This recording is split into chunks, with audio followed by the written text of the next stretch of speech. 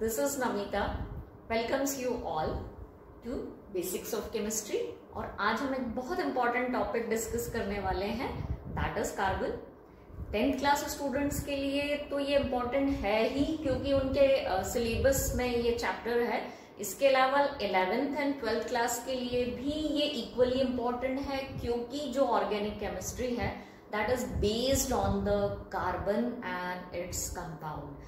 क्योंकि पूरा organic chemistry actually carbon के कंपाउंड्स के बारे में ही है। So let's start with the carbon. What is carbon यदि आपसे बोला जाए तो हम बोलेंगे कार्बन इज एन एलिमेंट। लेकिन और इस एलिमेंट की क्या इंट्रोडक्शन आप दे सकते हैं, तो मैंने कुछ इंट्रोडक्शन इसका यहाँ लिखा हुआ है। जैसे कि कार्बन को हम इंट्रोड्यूस कर सकते हैं विद इट्स एटॉमिक सिंबल। तो कार्बन का जो एटॉमिक सिंबल होता है, हम जनरली जब भी इक्वेशन लिखते हैं तो हम C से डिनोट करते हैं कार्बन को। So atomic symbol of carbon is C। Atomic number जो है कार्बन का दैट इज 6। एटॉमिक मास जो है दैट इज 12। एंड पोजीशन जो हमारा मॉडर्न पीरियोडिक टेबल है, इसमें कार्बन को जिस ग्रुप में प्लेस किया गया है उसका ग्रुप नंबर है 14। So this element is placed in group number 14, having the atomic mass 12, having the atomic number 6, and इसका जो atomic symbol है that is C। क्या पता चलता है हमको atomic number से? तो atomic number से हमको आइडिया लगता है इसके पास कितने प्रोटॉन्स एंड कितने इलेक्ट्रॉन्स हैं। So actually it has 6 proton and 6 electrons। Next thing about the atomic mass. Atomic mass से हमको जो आइडिया लगता है that is about the proton and about the neutrons. तो ऑलरेडी हमने बता दिया है कि जो प्रोटॉन के नंबर है कार्बन में वो 6 है। डेफिनेटली न्यूट्रॉन के नंबर भी 6 होंगे, क्योंकि प्रोटॉन एंड न्यूट्रॉन के नंबर का जो सम होता है that is equals to atomic mass, है ना। P plus N equals to atomic mass. Position 14 group में रखा गया है। Okay, so this is the introduction about the carbon. Carbon के बारे में कुछ फैक्ट्स मैं आपको बताऊंगी आज। जैसे कि पहला जो फैक्ट है about the abundance. So carbon is the 4th most abundant element in universe after hydrogen, helium and oxygen. Carbon is the 4th most abundant element in universe. Now the next is about the forms. Carbon बहुत सारे forms में nature में मिलता है। दो बहुत common form के बारे में मैं आपको बता रही हूँ, डायमंड एंड ग्रेफाइट के बारे में। डायमंड भी कार्बन का बना हुआ है एंड ग्रेफाइट जो आप पेंसिल्स में देखते हैं दैट इज जो ब्लैक मटेरियल है जिसके हेल्प से हम लिखते हैं that is graphite. So diamond भी कार्बन का बना है and graphite is also made up of carbon. Now the interesting fact is diamond is the hardest naturally occurring hardest substance and graphite is the naturally occurring softest substance. है ना interesting. Now about the compound. ये compounds ही हैं जिनके कारण हमको chemistry में एक अलग से पूरा ब्रांच हमको डेवलप करना पड़ा, और उसको हमने नाम दिया हुआ है ऑर्गेनिक केमिस्ट्री। तो 11th and 12th class students जो ऑर्गेनिक केमिस्ट्री वाले चैप्टर पढ़ते हैं actually they are the compounds of carbon. So carbon के कंपाउंड्स का बात करें, so it form near about 10 million type of different compounds. There are 10 million different compounds of carbon, and that's why we are having organic chemistry as a branch of chemistry. है ना interesting about the carbon. तो अभी हमने बात किया carbon के compounds के बारे में कि near about 10 million different carbon compounds exist करते हैं नेचर में। क्या ऐसा यूनिक प्रॉपर्टी है जिसके कारण कार्बन इतने large number of compound form कर पाता है? So large number of carbon compounds होने के पीछे जो रीजन है वो उसकी यूनिक प्रॉपर्टीज है। But before that, carbon compounds के लिए जनरली हम लोग जो वर्ड यूज करते हैं that is organic compound. Carbon के कंपाउंड्स में मेनली जो कंपाउंड्स हैं दे आर ऑर्गेनिक कंपाउंड। इसके इनऑर्गेनिक कंपाउंड्स बहुत कम है। मैक्सिमम जो कंपाउंड्स हैं they are organic compounds. What is organic compound? क्योंकि इन्हीं ऑर्गेनिक कंपाउंड के कारण ही ऑर्गेनिक केमिस्ट्री बनी। So what is organic compound? So those compounds in which carbon and hydrogen bond is present, या आप बोल सकते हैं कि वो सारे कंपाउंड्स जिनमें कार्बन और हाइड्रोजन एक साथ प्रेजेंट हो, इनके अलावा बाकी एलिमेंट्स प्रेजेंट हो सकते हैं, नहीं भी हो। But if compound contain carbon and hydrogen, or you can say if compound has CH bond, carbon और हाइड्रोजन के बीच में यदि बॉन्ड होता है किसी भी कंपाउंड में, so that is considered as organic compound। तो आप ये कहिए कि large number of carbon compounds या large number of organic compounds के पीछे क्या रीजन है, क्या ऐसी यूनिक प्रॉपर्टी है कार्बन की जिसके कारण वो इतने सारे ऑर्गेनिक कंपाउंड फॉर्म करता है। So some unique properties are here.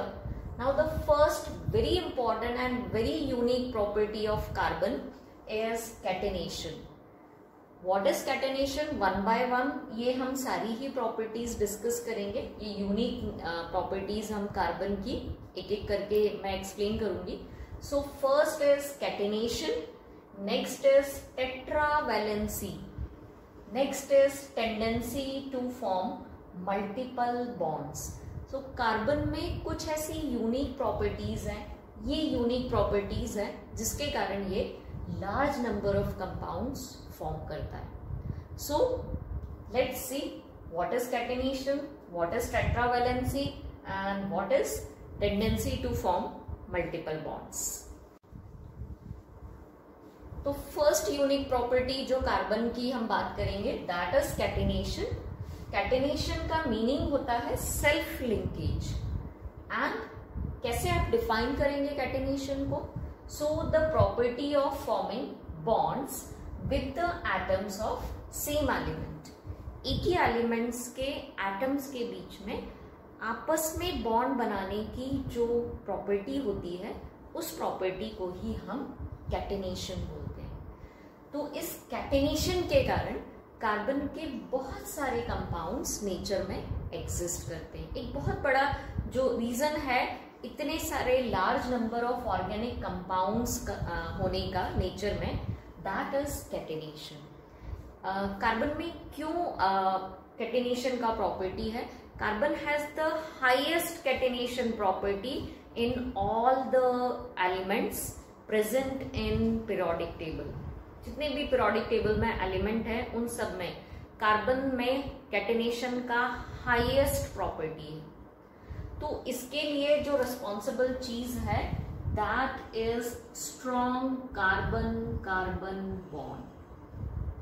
Carbon carbon के एटम आपस में जो बॉन्ड बनाते हैं that is very strong bond. और जो स्ट्रॉन्ग बॉन्ड्स होते हैं they are stable. So carbon atoms form strong and stable bonds with each other. That's why there are large number of organic compounds in nature. Okay, now carbon जो है atoms जो है they can combine in different way, like they combines with each other in unbranched chain. Unbranch chain के form में वो combine हो सकते हैं, या कार्बन के जो एटम होते हैं वो इस तरीके से ब्रांच भी बनाते हैं। तो ये जो कार्बन के एटम है कैटेनेशन तो शो करते हैं, और इस कैटेनेशन के थ्रू ये अलग अलग फॉर्म्स में अलग अलग टाइप से आपस में कंबाइन होते हैं, either in the form of straight chain और in the form of branched chain, and maybe in the form of cyclic compounds like this. तो कैटेनेशन की प्रॉपर्टी होती है, प्लस इस कैटेनेशन के कारण वो डिफरेंट टाइप से आपस में कंबाइन होते हैं, and that's why they form different type of compounds. And the second unique property of carbon, due to which there are large number of carbon compounds, is tetravalency. क्या है tetravalency? So tetra का meaning होता है 4 and valency मतलब bond बनाने का capacity. So tetravalency means carbon can form 4 bonds, और carbon जो बॉन्ड बनाता है that is covalent bonds. So carbon make 4 covalent bonds because its valency is 4. So due to the 4 valency it can make 4 covalent bonds. और इन bonds की क्या property होती है कि they are strong and stable. So carbon can make 4 stable and strong covalent bonds. अब क्यों इसकी जो वैलेंसी होती है वो 4 होती है, या why it is tetravalent? So it is due to the electronic configuration of carbon. Carbon का एटॉमिक नंबर 6 है, मींस इट हैज 6 इलेक्ट्रॉन्स. तो यदि आप इन 6 इलेक्ट्रॉन्स को डिस्ट्रीब्यूट करेंगे, in first shell you will fill 2 electrons, in second shell you will fill 4 electrons. So now number of valence electron in carbon is 4, and that's why its valency is 4. So it share 4 electrons with other carbon atoms or with the atoms other than carbon. है ना, मतलब ये 4 अलग अलग carbon के साथ में या अदर कार्बन एटम्स के साथ में भी ये 4 बॉन्ड्स बना सकता है, या कार्बन अवेलेबल नहीं है, अदर एलिमेंट्स अवेलेबल हैं, फॉर एग्जाम्पल हाइड्रोजन है, क्लोरीन है, ऑक्सीजन है, नाइट्रोजन है, तो इन एलिमेंट्स के साथ भी हमारा जो कार्बन है वो बॉन्ड फॉर्म कर सकता है. And the third unique property of carbon is tendency to make multiple bonds. Multiple bond मतलब एक से ज्यादा बॉन्ड्स बनाने का capacity. So carbon single bond तो बनाता ही है, but with single bond it can make double bond, it can make triple bonds also with other carbon atom और atoms other than carbon. Okay, so it can make, carbon can make single bond, double bond as well as triple bond also. So that's why कुछ जो compounds होते हैं उसमें carbon केवल single bond बनाता है, कुछ जो कंपाउंड्स होते हैं उसमें कार्बन कार्बन के बीच में डबल बॉन्ड्स होते हैं, कुछ में ट्रिपल बॉन्ड होते हैं. तो जो वैरायटी ऑफ ऑर्गेनिक कंपाउंड है वो इस तरीके से इंक्रीज होती जाती है. Now carbon can make single bond with other carbon atom, मतलब कार्बन कार्बन के बीच में इस तरीके से सिंगल बॉन्ड प्रेजेंट हो सकता है, कार्बन कार्बन के बीच में डबल बॉन्ड भी फॉर्म हो सकता है, और 2 कार्बन एटम आपस में ट्रिपल बॉन्ड के थ्रू भी कंबाइन हो सकते हैं. इसी बेसिस पर होमोलोगस सीरीज बनी है हाइड्रोकार्बन्स की, that is alkane, alkene and alkynes. So that we will discuss later on. तो carbon can make single bond with other carbon atom, it can combine with other carbon through double bond and it can combine through triple bond also. इसके अलावा carbon केवल दूसरे carbon atom के साथ ही ये bond नहीं बनाता है. Carbon can make single bond with hydrogen, it can combine with Cl via single bond. or it can combine with oxygen via double bond or with sulfur via double bond. Okay, and it can make triple bond with nitrogen also. तो carbon केवल आपस में ही single, double या triple bond नहीं बनाते. It can make single, double and triple bond with other than carbon atoms also. For example hydrogen के साथ, Cl के साथ या ऑक्सीजन के साथ ये डबल बॉन्ड बना के कंबाइन होता है, या नाइट्रोजन के साथ ये ट्रिपल बॉन्ड बना सकता है.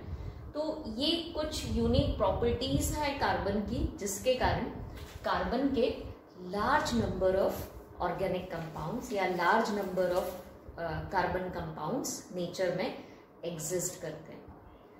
सो this is about the large number of organic compound. यदि आपको मेरा ये वीडियो यूजफुल लगता है तो लाइक, शेयर एंड सब्सक्राइब करिए, और कमेंट बॉक्स में आपके कमेंट्स ज़रूर दीजिए और मुझे बताइए आप और कौन से टॉपिक पढ़ना चाहते हैं. Thank you.